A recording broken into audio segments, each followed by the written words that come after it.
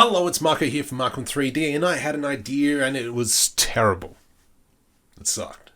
So as some of you know, I have been watching Masterclass and trying to get some ideas on how big name producers are kind of getting their ideas down on paper.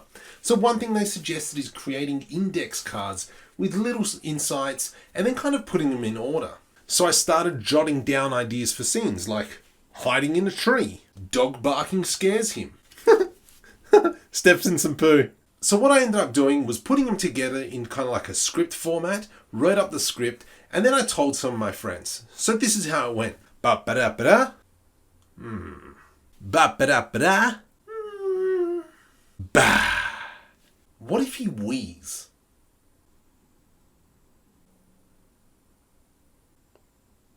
That's actually a genius idea. And so then I went ahead and developed that idea further. I ended up writing some more index cards, and when it came down to doing all the motion capture and doing all the actions and so on and so forth, it just didn't seem right.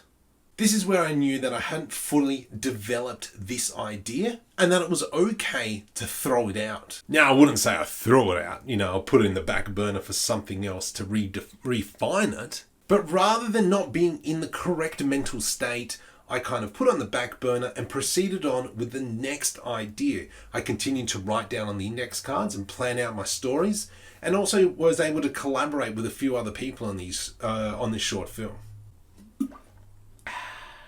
So what I'm saying is it's good to collaborate. Don't do it yourself. Ask questions. Hey guys, what do you think about this? Find people who you trust, or even people who you despise. I'm pretty sure those guys will tell you the truth. Using the index cards is kind of like an agile methodology. And that's where we're able to quickly prototype the idea. And rather than going into full production only to find out where it sucked, such as wrong jumper, I was able to quickly branch out off those ideas and go elsewhere. Now I'm currently animating another short film which will hopefully be on Saturday, but I highly doubt it due to time constraints. But that's with Paul Kagegi, and I even might get Petrillo to help me out. And if you want to check out their channels, there is a link in the description. Support those guys as well. Let me know if this video was kind of helpful in any way. If you want more of these videos or you want to see less of these videos and just go back to the tutorials. I don't know. I want to hear your opinions. If you haven't already, subscribe, let me know what you think, and until next time, and hopefully the short film over on Markom3D Studios, link in the description, go like that and subscribe, and thank you very much!